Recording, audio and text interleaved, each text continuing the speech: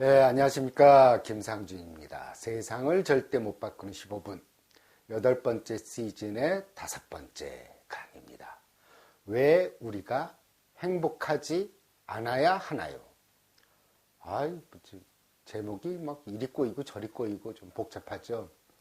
얼마 전에 저희 병원에 내원하셨던 분이 강의 좀 한번 들어보세요. 그랬더니 강의를 전부 다 듣고 오셨다고 많은 도움을 받았다고 그러시더라고요. 그래서 저는 그런 얘기 들으면 좀 신기하기도 합니다. 그래도 그냥 저는 그냥 제 생각을 얘기할 뿐인데 그렇게 또 도움을 받았다 그러니까 보람도 사실 느껴요. 그리고 이 강의를 계속해야 되겠다 하는 생각을 하게 됩니다. 그래서 이제 오래간만에 드디어 또 강의 녹화를 하게 되었습니다. 얼마 전에 제가 지인 한 분을 만나게 됐습니다.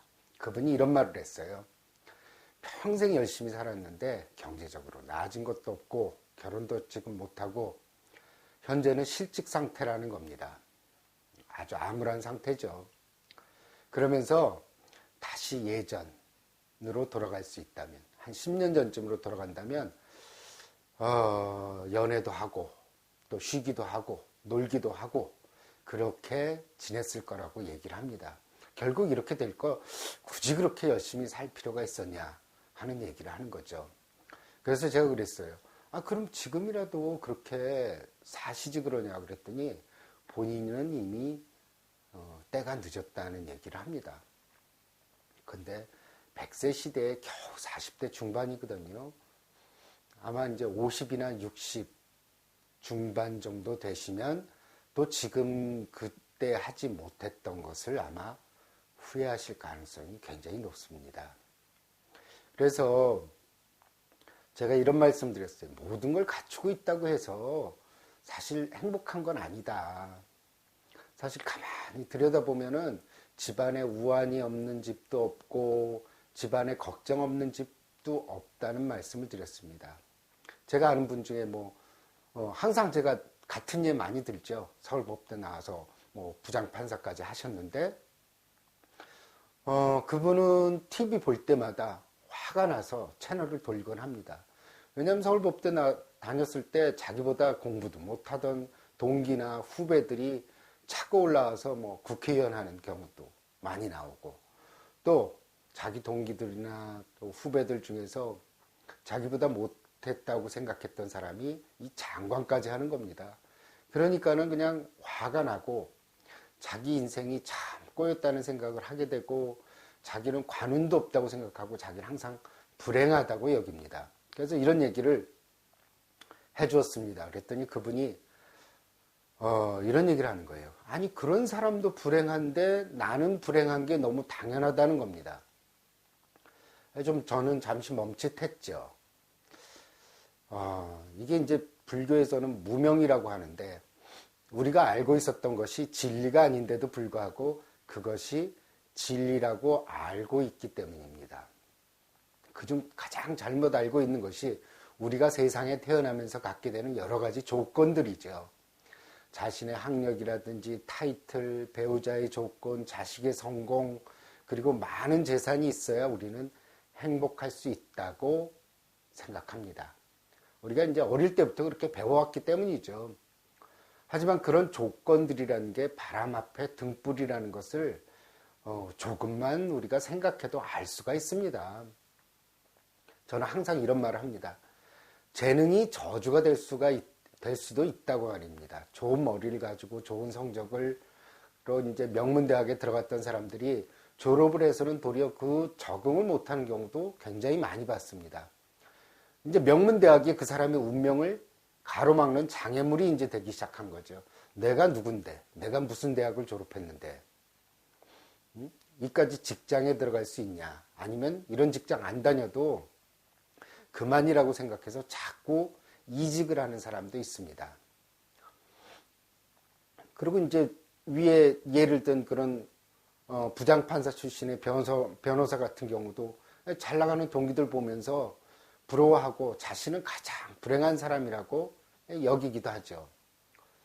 그냥 일반적인 그렇게 명문대학이 아니고 그런 데 나왔으면 도리어 만족할 수 있지 않았을까요?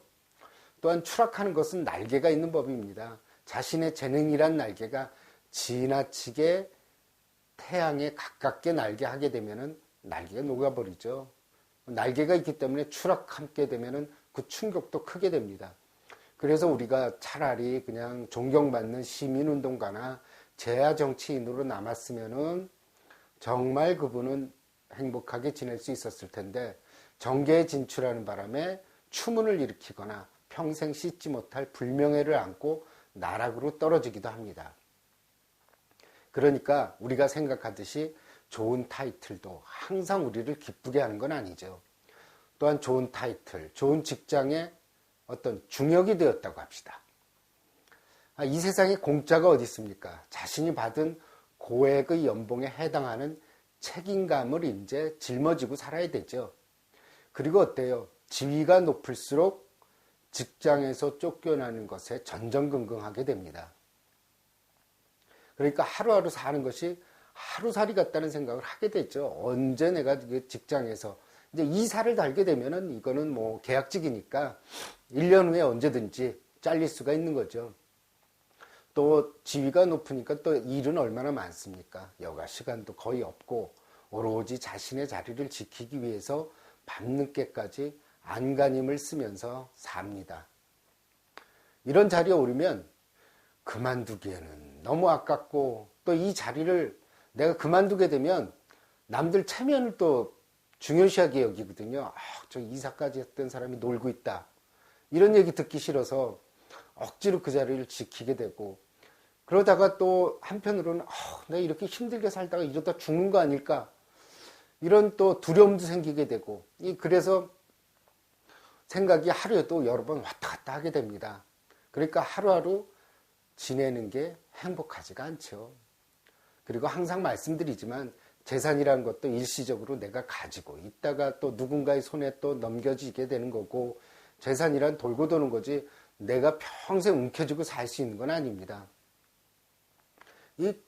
또 재산 한 방에 훅 가가지고 정말 부도가 나기도 하고 또 길거리에 낳는 사람들도 굉장히 많이 있거든요. 이렇게 불안전하고 변덕스러운 것에 우리는 행복을 기대고 있습니다. 그래서 또 어떤 분들은 자신의 친구들은 모두 그러니까 이제 그분 얘기는 그거죠. 자신의 친구들은 모두 결혼해서 가정도 꾸리고 자식도 낳고 잘 살고 있다고 그래서 이제 그런 것들이 내가 없기 때문에 불행하다고 하는데 그래서 그런 걸 물어봤어요. 그럼 혼자 사니까 좋은 점은 없나 이렇게 물어봤죠. 그랬더니 그분은 혼자 살기 때문에 뭐가 좋은 게 있냐고 그런 얘기를 합니다. 그분은 남들을 가진 것만 보았기 때문에 자신이 가진 장점은 전혀 보지 않으려고 하는 거죠. 모든 것은 장단점이 있는 거죠. 무조건 좋은 것도 무조건 나쁜 것도 없는 것이 이 세상의 이치입니다. 물론 이제 혼자 살면 외롭죠. 하지만 아내도 있고 자식들도 있다고 해서 외롭지 않을까요? 도리어 더 외로울 수도 있습니다. 자신을 전혀 이해하지 못하는 배우자를 만나거나 자신을 돈이나 벌어다 주는 기계로 생각하는 그런 자식이 있다든지 또 배우자가 그렇게 또 생각한다면은 더 외로울 수밖에 없을 거예요. 그러니까 풍요 속의 빈곤이죠. 분명히 가정도 꾸리고 배우자도 있고 자식도 있지만은 항상 그런 존재들이 옆에 있기 때문에 더 외로울 수도 있습니다. 따라서 결혼을 했다고 해서 자신의 외로움이 해소된다는 보장도 없습니다. 저는 그분에게 이런 말을 해드렸습니다. 본인한테는 가족도 없고 자식도 없지만 자유로운 삶이 있는 거 아니냐고 말입니다. 누구를 부양할 책임도 없고 자식을 결혼시키려고 또 교육시키기 위해서 죽어라고 일을 할 필요도 없다고 말입니다. 그는 자신이 그토록 원했던 아내와 자식을 얻지 못하는 대신에 자기 한 번만 건사할 수 있는 적은 부담을 지게 되었습니다. 누가 배우자와 자식이 있어야 행복하다고 했습니까? 그건 하나의 편견일 뿐입니다. 그건 어쩌면 우리가 생물학적으로 종을 이어가기 위한 하나의 음모일지도 모릅니다. 그렇다면 배우자도 없고 자식도 없는 성직자들과 출가자들은 불행해야 되죠. 그런데 사실 그렇지 않습니다. 우리는 우리와 다른 길을 걷고 있다는 이유로 그들을 존경합니다. 또한 그들은 행복하기 위해서 많은 이들이 행복한 길이라고 생각하는 그 방향과 반대되는 방향으로 걸어가고 있습니다. 사실 출가자만 보더라도 그들은 가장 폐륜적인 사람이라고 부를 수 있죠. 부모와 형제를 버리고 사회적인 의무인 직업을 가지는 걸 포기한 채 아무런 일도 하지 않고 그저 하루 종일 앉아서 수행만 합니다. 어떤 이는 자신의 자식까지 버리고 결혼 이후에도 출가를 하기도 합니다. 이런 가정 파괴적인 사람들을 우리는 존경하고 따릅니다. 자식 입장에서 그런 아버지는 자신을 버리고 혼자 행복하고자 떠나버린 가장 이기적인 사람이라고 생각할 겁니다. 그런데 왜 그런 폐륜적인 사람들을 우리는 존경하고 그의 말에 귀를 기울이는 걸까요? 그는 모든 것을 버렸기 때문에 도리어 우리는 그들을 존경하는 겁니다. 위대한 성직자나 수도승들은 자기 가족을 버리고 그냥 몇 벌의 옷과 작은 돈만 가지고 있으면서도 행복해합니다. 그들은 노후를 대비할 돈도 없고 그 흔한 암보험이나 생명보험조차 들지도 않았습니다.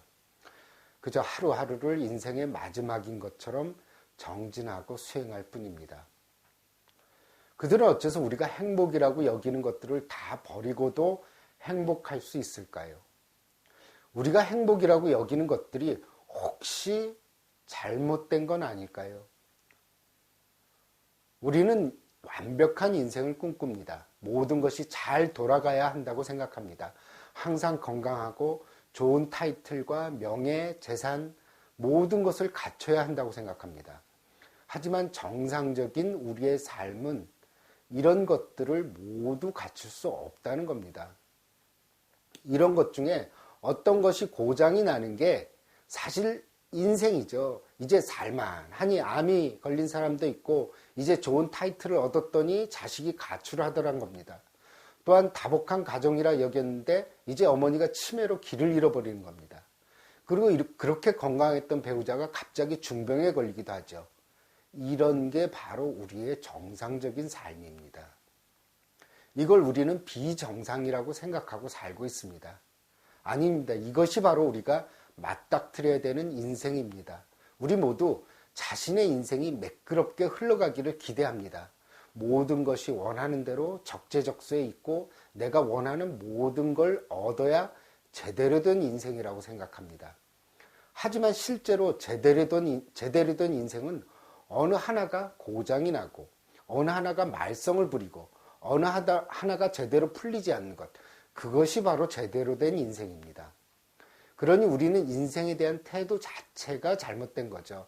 우리는 항상 완벽한 가정, 완벽한 직장, 완벽한 친구, 완벽한 자식, 완벽한 부모를 추구합니다. 하지만 이런 것은 이 세상에 존재하지 않습니다. 이런 존재하지 않는 것을 우리가 추구하기 때문에 우리는 불행한 겁니다.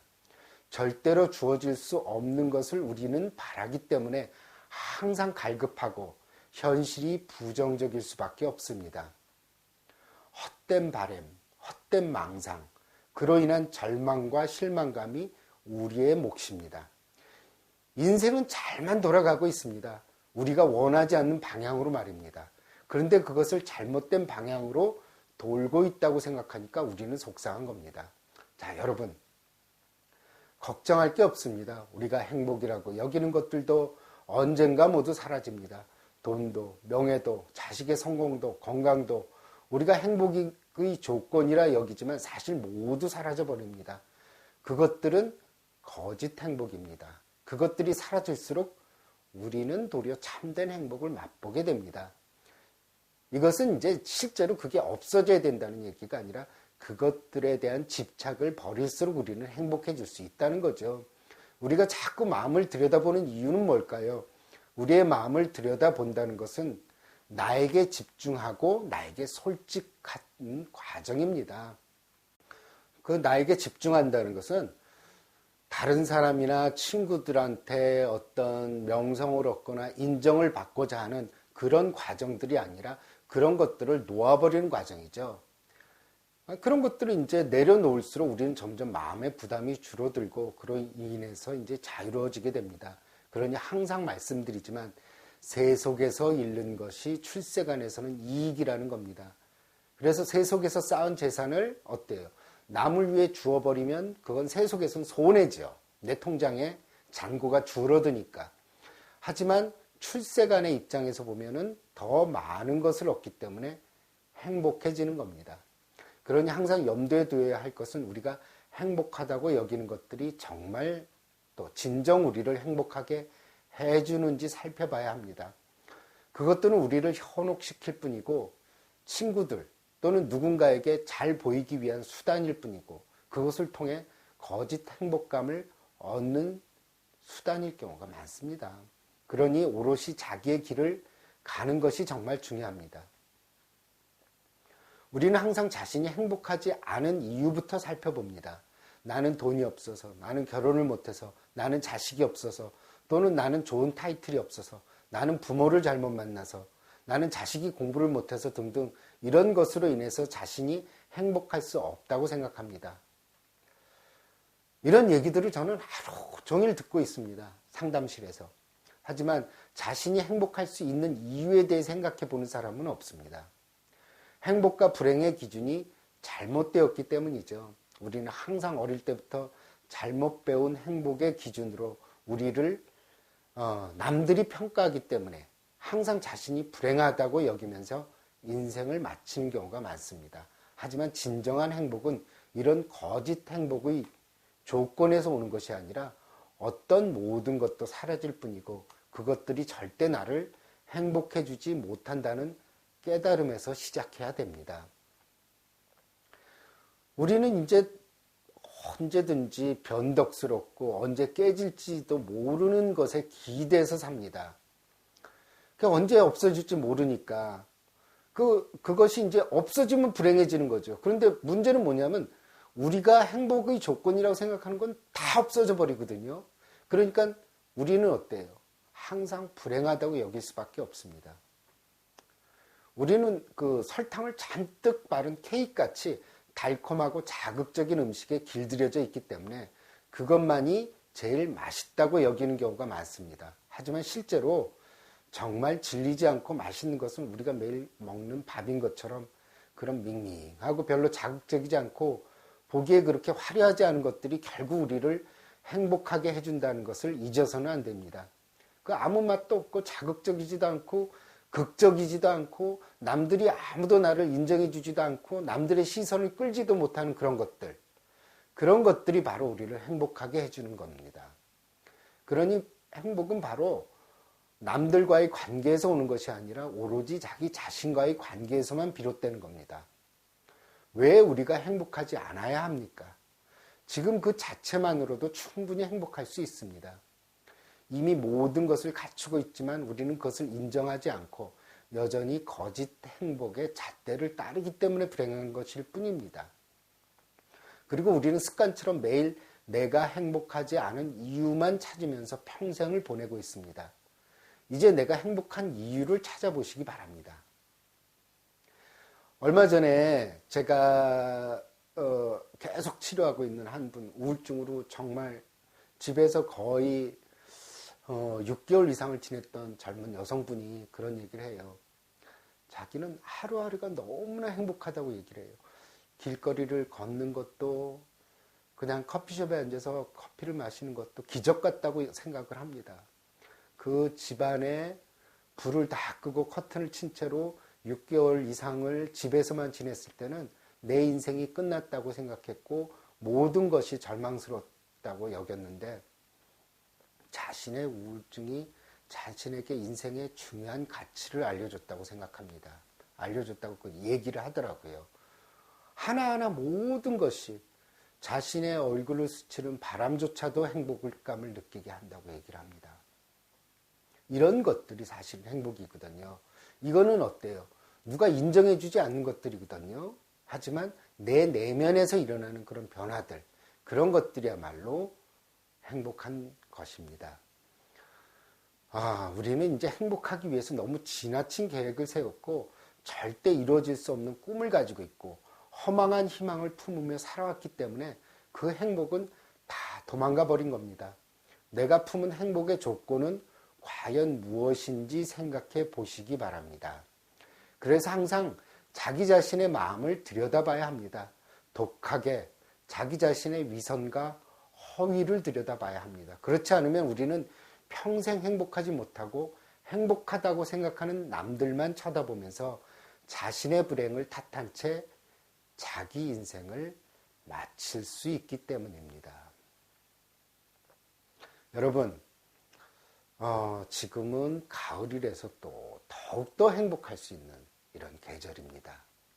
오늘 한글날 제가 아침에 이렇게 녹화를 하게 되었는데 녹화 끝나고 저는 이제 자전거를 타고 한강변에 가을바람을 쐬러 갈 생각입니다. 그래서 저는 또 행복감에 부풀어 있습니다. 여러분도 가을을 만끽하기 바랍니다. 감사합니다.